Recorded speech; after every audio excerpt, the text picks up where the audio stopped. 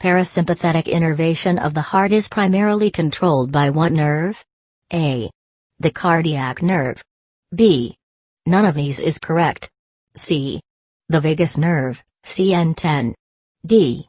The recurrent laryngeal nerve.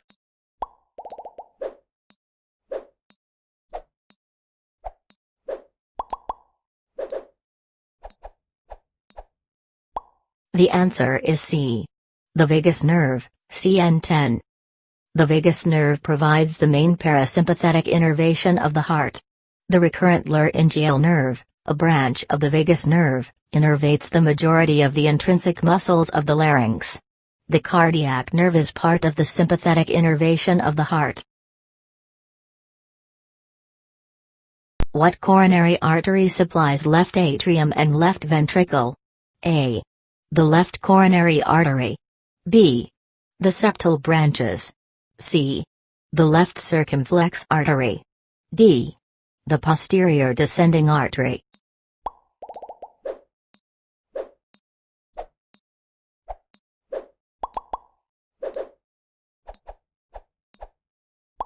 The answer is A.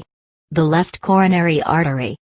The majority of blood supply to the left atrium and left ventricle is provided by the left coronary artery. The septal branches and left circumflex artery are smaller divisions of this main artery. The posterior descending artery supplies the posterior one-third of the interventricular septum. A nurse is performing an abdominal exam and notices a strong pulse in the abdomen just above the umbilicus. She is most likely palpating what blood vessel? A. The femoral artery. B. The exterior iliac artery. C. The inferior mesenteric artery.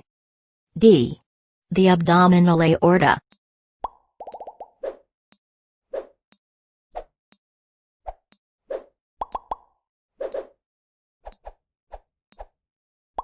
The answer is D. The abdominal aorta. The nurse is most likely palpating the abdominal aorta.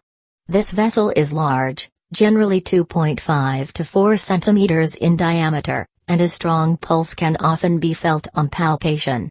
The femoral artery is also an area where a pulse may be felt, but it is only palpable in the mid-inguinal point of the inner thigh. The exterior iliac artery branches off of the abdominal aorta below the umbilicus, and the inferior mesenteric artery is a minor artery and is not generally palpable on examination.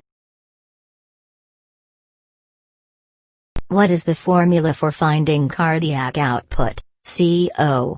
A. Cardiac output equals stroke volume divided by heart rate. B.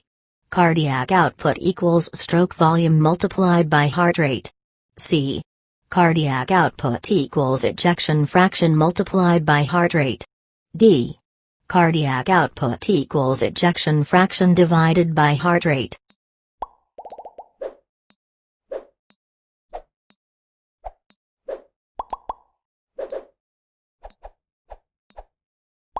The answer is B. Cardiac output equals stroke volume times heart rate. Cardiac output is the measure of the amount of blood that is able to circulate through the heart in 1 minute.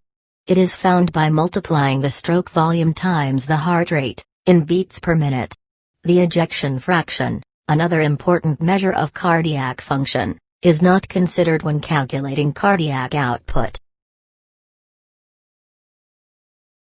Oxygen-poor blood flows from the dash to the dash. A. Vena cava. Left atrium.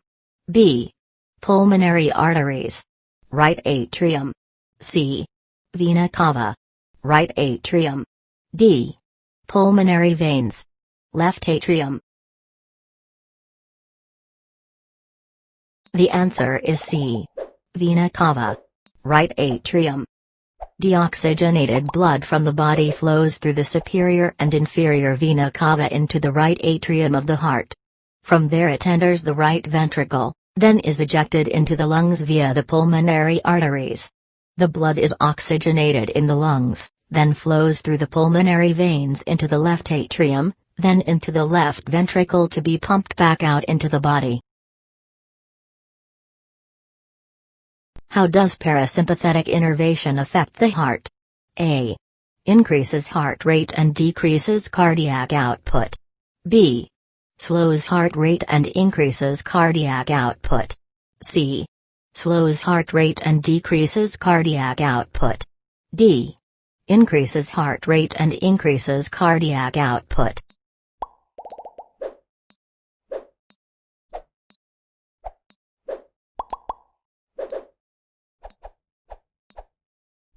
The answer is C.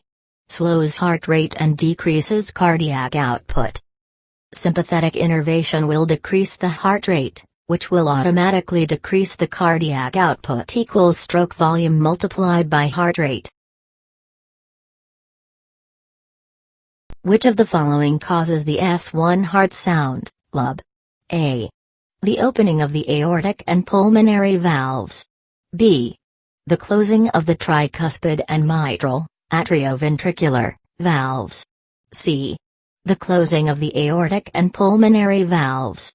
D. The opening of the tricuspid and mitral, atrioventricular, valves.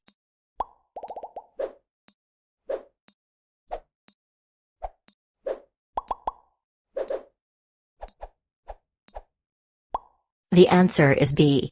The closing of the tricuspid and mitral, atrioventricular, valves. The S1 heart sound, sometimes referred to as lub, is caused by the sudden snapping shut of the tricuspid and mitral valves during systole, when the heart contracts and tension on the chordae tendineae is released.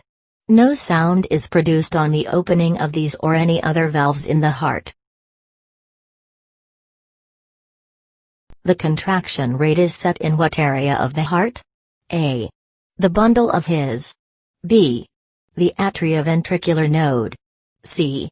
The synovial node. D. The Purkinje fibers.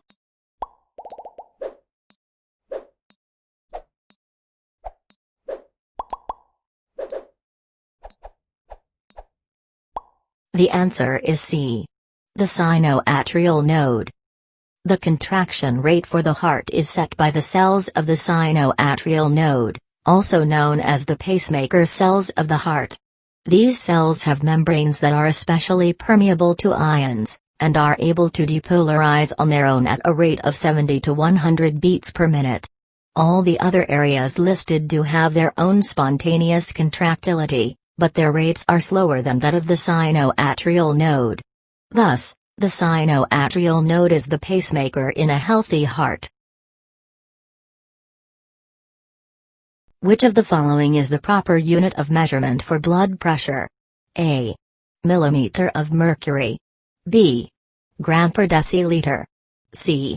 IU. D. Deciliter per millimeter.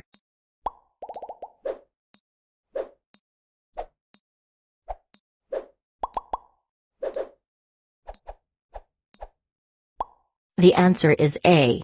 Millimeter of mercury. The proper unit when recording a patient's blood pressure is millimeter of mercury, or millimeter of mercury. This is derived from a historical measurement of how many millimeters of mercury in a mercury manometer were able to be elevated by a particular pressure. Due to its toxicity, mercury is no longer used in medical equipment, though the millimeter of mercury unit remains in use. A patient has a 49-year history of hypertension.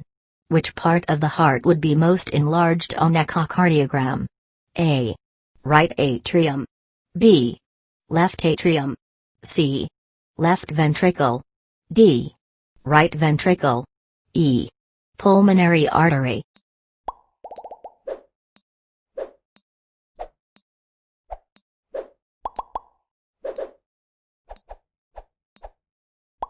The answer is C.